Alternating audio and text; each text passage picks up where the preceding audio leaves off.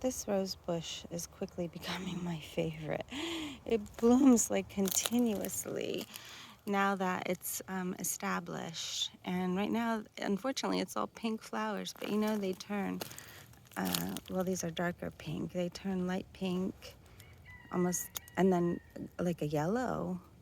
But look how many blooms it has, and it's just a teeny little thing. It was only planted a couple of months ago, and I really thought, oh, this is the one I got from Oregon. I'm heirloom roses, and all of the major canes had died and only one remained, so I was not hopeful that this was going to do anything.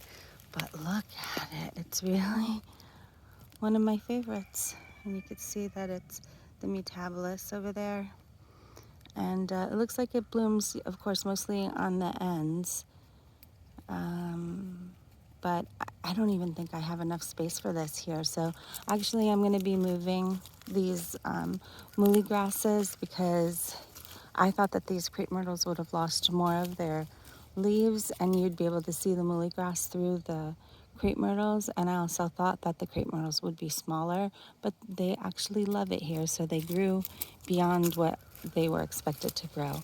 So I'm going to be moving these so that they're a nice clump somewhere.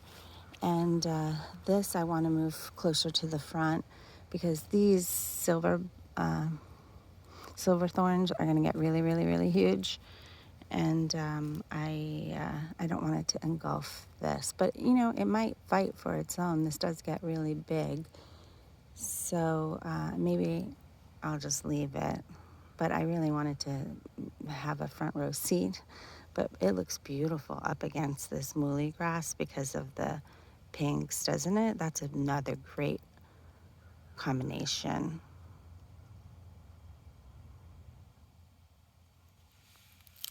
Let's take a closer look at these flowers. Even though they're single, they're just so much fun. They're like little butterflies.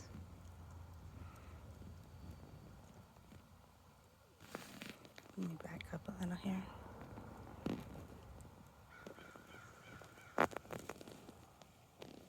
Beautiful combination.